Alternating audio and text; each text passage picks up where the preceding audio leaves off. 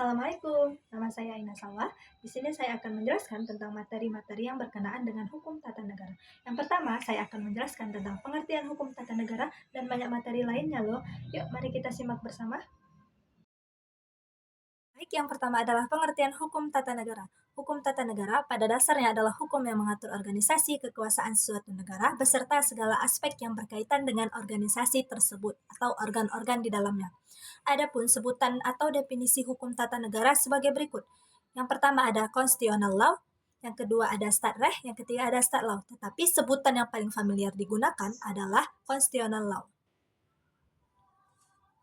Christianen van Vollenhoven, hukum tata negara adalah hukum yang mengatur semua masyarakat hukum atasan dan masyarakat hukum bawahan menurut tingkatannya, dan dari masing-masing itu menentukan wilayah lingkungan dan masyarakatnya, dan akhirnya menentukan badan-badan yang fungsinya masing-masing yang berkuasa dalam lingkungan masyarakat hukum itu, serta menentukan susunan dan wewenang badan-badan tersebut. Sedangkan menurut J.H.A. Logeman, hukum tata negara adalah hukum yang mengatur organisasi negara. Bagi Logeman, jabatan merupakan pengertian yuridis dan fungsi, sedangkan fungsi merupakan pengertian yang bersifat sosiologis. Oleh karena itu, yang merupakan organisasi yang terdiri atas fungsi-fungsi dalam hubungan berikut adalah objek kajian hukum tata negara. Yang pertama, hukum tata negara mengkaji mengenai organisasi negara baik secara vertikal dan horizontal.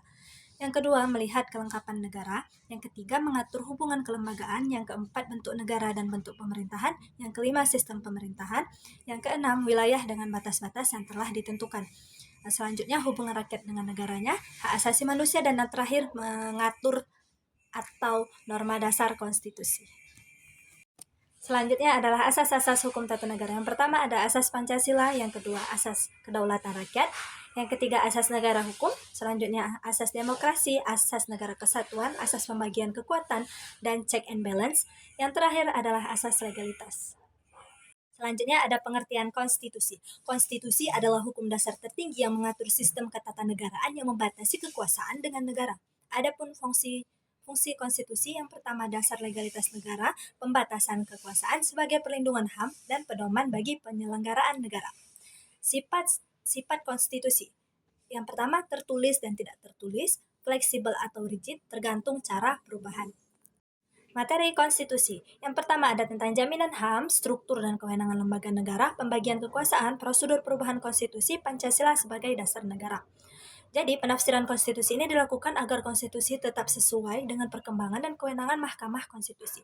Jadi, konstitusi ini merupakan hukum tertinggi di dalam ketatanegaraan Indonesia. Berikutnya adalah sejarah Indonesia. Yang pertama mulai dari masa proklamasi dan mempertahankan kemerdekaan. Masa ini dari 17 Agustus 1945 sampai 27 Desember 1949. Proklamasi 17 Agustus 1945 oleh Soekarno-Hatta. Indonesia menyatakan diri sebagai negara merdeka. Lalu pembentukan pemerintahan awal. PPKI membentuk kementerian dan lembaga negara.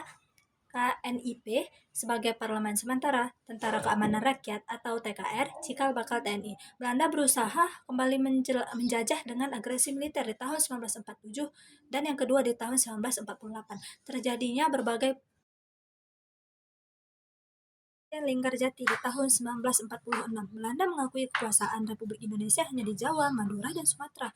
Yang kedua ada perjanjian Renville, terjadi di tahun 1948. Posisi Republik Indonesia makin terdesak. Romroyen pada tanggal 1949. Ini membuka jalan menuju perundingan final. Banyak laskar rakyat yang berjuang daerah turut berperang mempertahankan kemerdekaan. Perjuangan diplomasi mencapai puncak pada konferensi meja bundar di tahun 1949.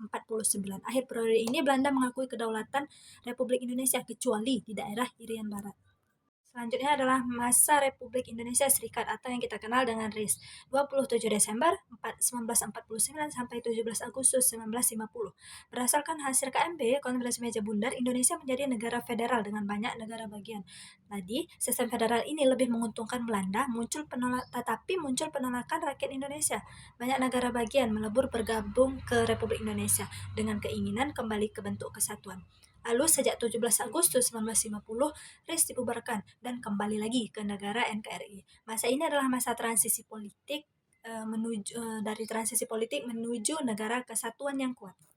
Selanjutnya, masa demokrasi atau liberal. tahun 1950 sampai 1959. Masa ini menggunakan sistem parlementer, kekuasaan besar pada DPR dan partai politik. Lalu kabinet sering berganti, 7 kabinet dalam 9 tahun, dan pemerintahan ini tidak stabil. Lalu pemilu pertama dilakukan pada tahun 1955, pemilu DPR dan konstituante. Banyak pemberontakan di daerah seperti di uh, DKI Jakarta, Jawa Barat, Aceh, Sulawesi, dan tempat lainnya. Adanya penolakan PRRI atau Permesta. Konstituante ini gagal dan menyusun undang-undang baru dan terjadilah krisis politik. Lalu Soekarno mengambil alih kendali melalui Dekret 5 Juli 1950. Selanjutnya, masa demokrasi terpimpin atau Orde Baru tahun 1959 sampai 1965. Lalu dekret kembali ke Undang-Undang 1945. Presiden Soekarno memegang kekuasaan penuh dan ideologi politik Nasakom, nasionalisme, agama, dan komunis.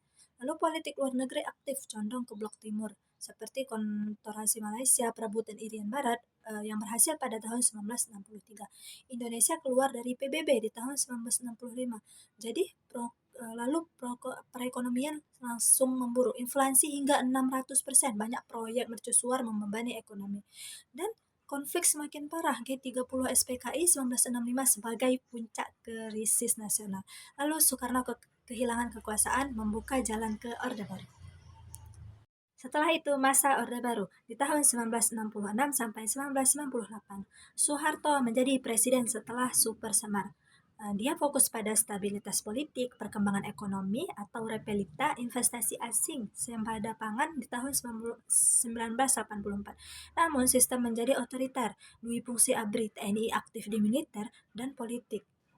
Kebebasan pers dibatasi, pemilu tidak demokratis sepenuhnya. KKN, korupsi, kolusi, nepotisme merajalela di era ini. Krisis moneter Asia di tahun 1997 menghancurkan ekonomi, demonstrasi mahasiswa besar-besaran. Soeharto mundur pada tanggal 21 Mei 1998 dan masuk ke era reformasi. Nah, setelah masa reformasi yaitu masa di tahun 1998 sampai masa sekarang. Demokratisasi besar-besaran, presiden dipilih langsung sejak tahun 2004. Multipartai lebih terbuka, kebebasan pers dan berekspresi meningkat, otonomi daerah diperkuat. Amandemen Undang-Undang 1945 4 kali telah berubah. Banyak lembaga negara baru seperti pembentukan MK, DPD, KPK, dan lain-lain. Era perkembangan teknologi dan digitalisasi. Tapi tantangan masih muncul, seperti korupsi yang belum hilang, politik identitas dan radikalisme, kesenjangan ekonomi dan antar wilayah. Namun Indonesia terus berproses menuju negara yang modern, demokratis, berdaya saing di global.